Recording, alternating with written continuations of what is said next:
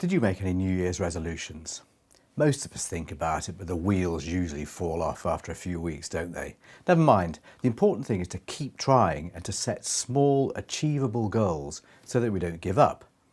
Not wanting to be someone who doesn't practice what he preaches, I decided to join a gym a few weeks ago. Well, it's just after 7, going to the gym this morning. It's very cold here in Winchester, about -5 this morning. It's the crack of dawn, it's not even light yet.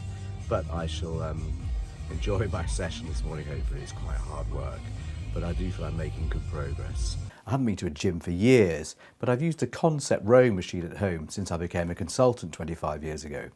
I do about 20 minutes 3 or 4 times a week, and I thought that I was in reasonably good shape. How wrong I was. The gym I go to does small group personal training. We do a combination of cardio and strength exercises.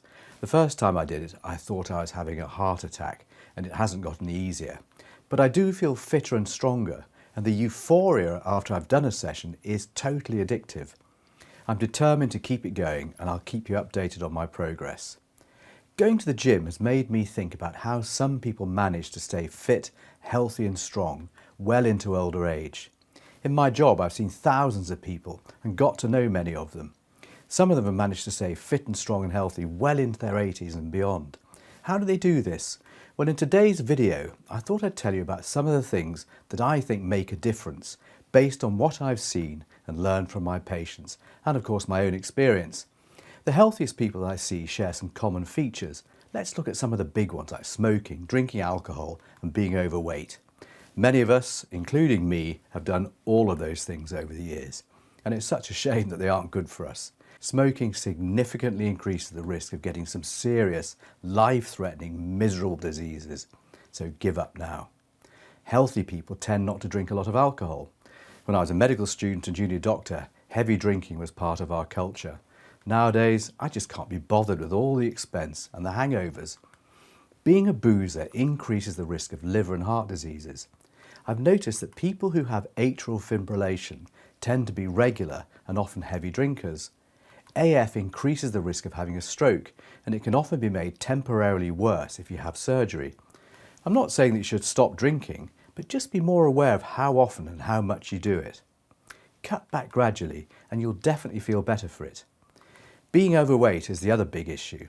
The bigger you are, the more likely you are to have type 2 diabetes, high blood pressure and heart problems.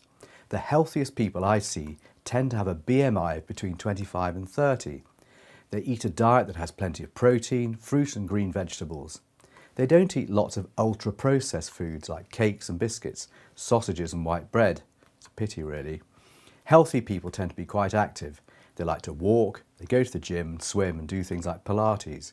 As we get older, we need to do weight-bearing and resistance exercises more. We lose bone and muscle mass, and this increases the risk of becoming frail. Regular exercise reduces the risks, and it makes you feel better, as I found out by going to the gym.